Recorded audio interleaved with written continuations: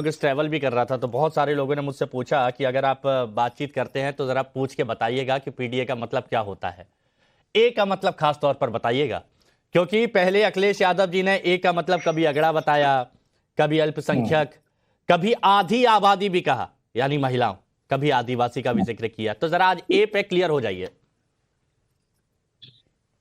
ए से हुआ आधी आबादी स्लैश अल्पसंख्यक स्लैश अगड़े, तीनों लोग आ गए उसमें और अपनी कही हुई बात को साबित भी कर दिया केस जी।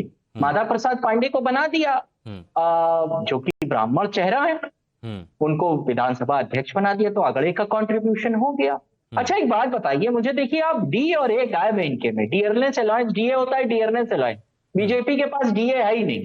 दो उप मुख्यमंत्री, एक पंडित एक बैकवर्ड, दलित है ही नहीं, दलित गायब, दलित जीरो। अल्पसंख्यकों की तो बात ही ना करें, उनके तो ये जानी दुश्मन है, उनको देखें तो मार डाले, तो कुछ बनाने की तो बात ही अलग है। अच्छा। तो इनका जो ताना बाना है उसमें डीए कहाँ है बताइए आप। अच्छा, न दलित है और न अल्पसंख्यक है। हमसे कहा जाता था कि हम फॉरवर्ड विरोधी हो गए।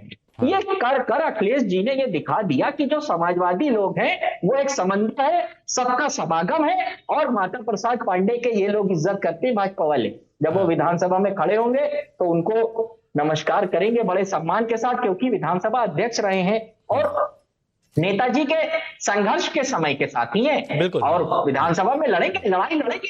और मैं ये कह रहा हूं कि अखिलेश जी पे जो आरोप लग रहा था कि फॉरवर्ड के बारे में अखिलेश जी सोचते ही नहीं, अगला जो सिर्फ यादव के बारे में सोचते हैं और अल्पसंख्यकों के बारे में सोचते हैं, ये आरोप थे। हाँ, वो पता नहीं क्यों एम वाई कहा करते हैं, एम वाई में समझ नहीं पाता होता क्या है, मगर कहा करते हैं ये लोग।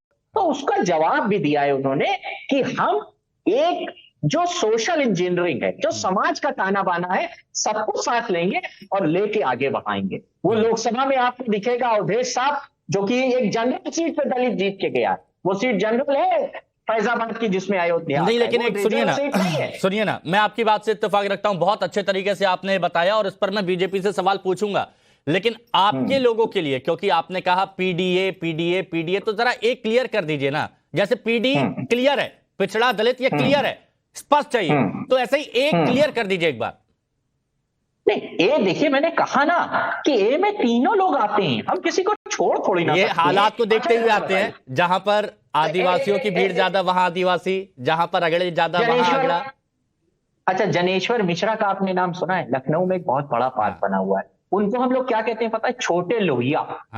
कितना सम्मान दिया एक ब्राह्मण चेहरे को समाजवादी पार्टी ने। क्यों मैं आपकी बात समझ रहा हूं तारिक भाई, मैं आपकी बात समझ रहा हूं, मैं तो बस इतना पूछ रहा था, जैसे पीडीए में पीडी कंफर्म है, ऐसे ही ए एक कंफर्म बता दीजिए क्या है।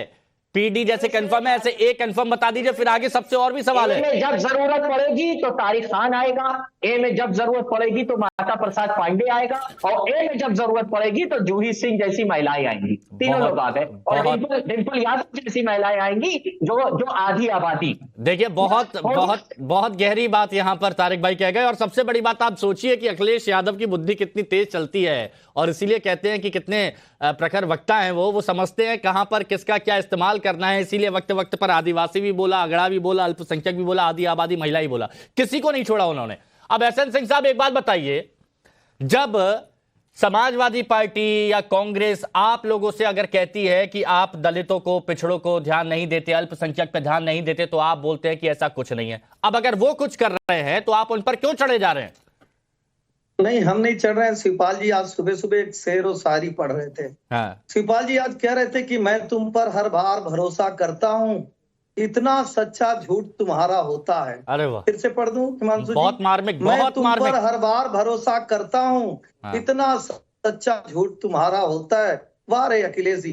देखिए, वैसे गांव में एक बड़ी सुंदर कहावत है, वृथा न जाए देव ऋषि बाणी। हिमांशु जी, जो ऋषि मुनि कहे, बुजुर्ग कहे, माता पिता कहे, उस बात पे भरोसा करना चाहिए। मुलायम सिंह जी ने बड़े विनम्रता से उदाहरण देते हुए कहा था, जो हमारा नहीं वो तुम्हारा क्या होगा। चाचा के लिए भी कहा, दलितों के लिए भी कहा, सुपर चाचा आजम खान के लिए भी कहा, और जनता के लिए भी कहा, अल्पसंख्यकों के लिए कहा कि वो सिर्फ धोखा है। अखिलेश यादव सिर्फ धोखा है। आज अल्पसंख्यकों को क्या मिला? धोखा। चाचा को क्या मिला?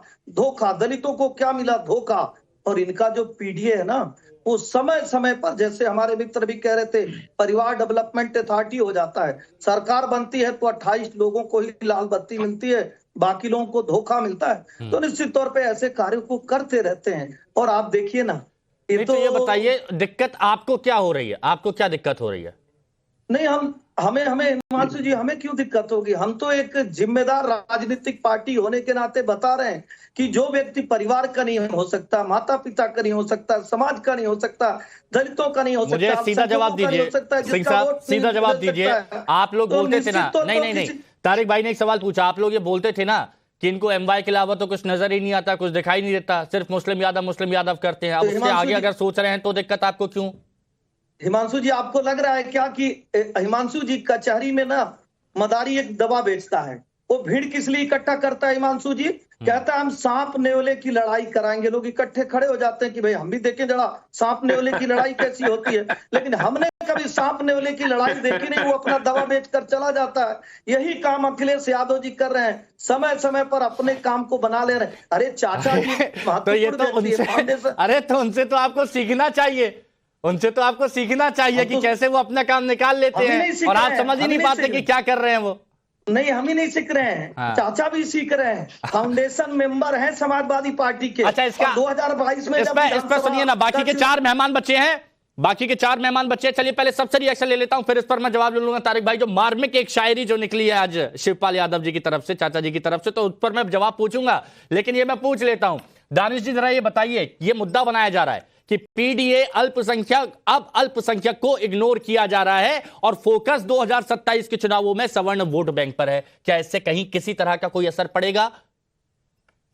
देखिए, मैं आपको एक बात कहूं कि राजनीति के अंदर में जो भी समाज जिस किसी भी पार्टी को समर्थन करता है, हमेशा से पार्टियां उसका रिवॉर्ड अच्छे तरीके से उनको देती है। मुझे ऐसा लगता है कि उत्तर प्रदेश में जो हकदार थे विपक्षी तौर पे, समाजवादी पार्टी की मुख्य तौर पे अगर बात की जाए, तो जो हकदार थे उसमें से मुसलमान अल्पसंख्यक समाज के लोग होने चाहिए थे। बजाय उसके होता यही है, अकेले समाजवादी पार्टी की या अखिलेश यादव की बात नहीं है, तमाम जगहों पर आप देखेंगे मुसलमानों का यही आलम होता है। आपको याद हो तो चुनाव वाले दिन मैंने कहा था कि शाम को 5:30 बजे जैसे ही चुनाव खत्म हो जाएगा, इसके बाद कोई पूछने नहीं आएगा, कोई कहने नहीं आएगा, कोई सुनने नहीं आएगा। इतना सारा मामला बना। आप देखिए, चाहे घर तोड़े गए हों, चाहे मकान तोड़े गए हों, चाहे बुलडोजर हो, चाहे आप देखें कि मस्जिदें ढक दी गई हो, चाहे कावड़ यात्रा हो, चाहे होली हो, इन तमाम चीजों पे कभी कोई सवाल दानिश कुरैशी जी, मतलब निकाल लिया यहाँ पर अखिलेश यादव ने? हाँ, बिल्कुल निकाल लिया। और मैं तो ये कहता हूं कि उन लोगों को समझना पड़ेगा, पूरे उत्तर प्रदेश के लोगों को। देखिए, हमें माता प्रसाद हो या और कोई भी हो, जो नेता है वो अपनी पार्टी के हैं, उससे हमें कोई व्यक्तिगत प्रॉब्लम नहीं है। लेकिन होना यह चाहिए कि जो भी पार्टी है, कोई भी पॉलिटिकल पार्टी है, जिस पार्टी को जिस समाज ने ज्यादा से ज्यादा वोट दिया, कम से कम इस मौके पे आज एक जगह तो बनानी चाहिए थी उनकी। तो आप देखिए आपकी जगह कहां है। तो फिर जब असद साहब कहते हैं कि बस दरी बिछाने का हमारा काम है, तो वो तो नहीं चलेगा ना। तो हम तो सवाल पूछेंगे। अजय वर्मा जी, बताइए, क्या इससे आपकी राजनीति पर कोई